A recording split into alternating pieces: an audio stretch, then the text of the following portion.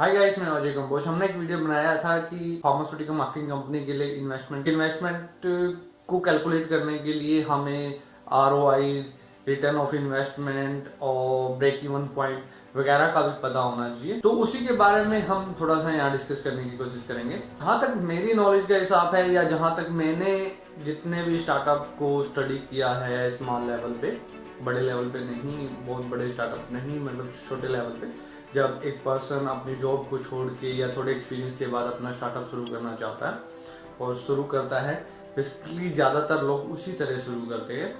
जो बड़े बड़े इन्वेस्टर ढूंढने की कोशिश होती है, बड़े बड़े आईटी जो स्टार्टअप होते हैं, उनकी यहाँ पे बात नहीं हो रही है। एक छोटा फार्मा सेटअप भी आपने अपनी मार्केटिंग कंपनी लगानी है, आप एज ए मेडिकल रैप काम कर रहे हो, या सेल्स मैनेजर काम कर रहे हो, सेल्स टीम में काम कर रहे हो, या आप दूसरी मार्केटिंग में काम कर रहे हो, किसी भी तरह का आपको फार्मा, आयुर्वेदिक, कॉस्मेटिक्स या न्यूट्रास्यूटिकल सेटअप शुरू करना है, पहले थोड़ा सा आरओआई और ब्रेक इवन पॉइंट के बारे में जान लेते हैं। जो आरओआई होती है, रिटर्न ऑन इन्वेस्टमेंट जो होता है, वो बेसिकली वो ये होता है कि हमने इतना इन्वेस्टमेंट किया है, सपोज करो हमने 5 लाख रुपए का इन्वेस्टमेंट किया है, तो हम उससे कितना हमें मंथली या ईयरली कितना हम रिटर्न मिलेगा, हमें 10% के हिसाब से मिलेगा, 20% के हिसाब से मिलेगा, तो वो होता है। और अगर हम ब्रेक इवन पॉइंट की बात करते हैं, तो break even point generally business में क्या होता है कि जहां आपकी टोटल जो कॉस्ट आ रही है और जो आपका रेवेन्यू है वो बराबर हो जाता है, जहां पे कंपनी नो प्रॉफिट और नो लॉस की कंडीशन पे पहुंच जाती है।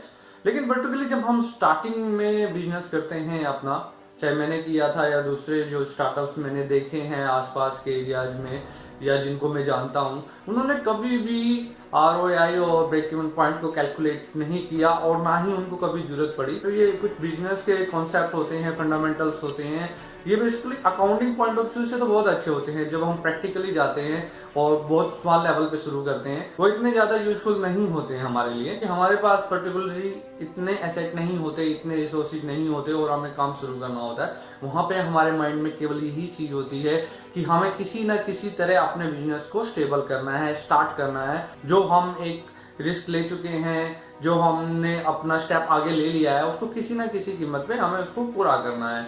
और हमें नहीं पता होता कि हमारे बिजनेस का ब्रेक इवन पॉइंट कहाँ पे आएगा। अगर हमें एक्सपीरियंस है तो हमें पता होगा कि क्या प्रॉफिट ऑफ मार्जिन है हमारे बिजनेस में, किस तरह हम बेचने जा रहे हैं। ये छोटी छोटी कैलकुलेशन है तो हम करके ही चलते हैं कि क्या कॉस्ट आएगा, क्या हम उसको सेल आउट करेंगे। ज्यादा इन चीजों में जाके, ज्यादा डिटेल में जाके तो फिर तो हम कभी भी काम शुरू नहीं कर पाएंगे, क्योंकि ये कैलकुलेट करना बड़ा ही मुश्किल हो जाता है कि जो रिटर्न ऑन इन्वेस्टमेंट होगा वो कितना होगा और कब जाके हम टोटल कॉस्ट और टोटल जो रेवेन्यू है उसके बराबर आएंगे। क्योंकि फिर ये सब चीजें कैलकुलेट करने बैठेंगे तो कभी भी हम बिजनेस शुरू नहीं कर पाएंगे। मैंने बहुत सारे बिजनेस देखे हैं जिन्होंने जो अपना बिजनेस है वो स्टार्टिंग में 10,000, 20,000 या 50,000 से शुरू किया था और आज उनका टर्नओवर करोड़ों में है, मंथली वो करोड़ों की सेल करते हैं। तो उनका रिटर्न ऑन इन्वेस्टमेंट हम कैसे कैलकुलेट करेंगे? फिर तो उनका कई हजार गुना का जो रिटर्न है वो उनका उस 50,000 की जो इन्वेस्टमेंट है उससे हो गया।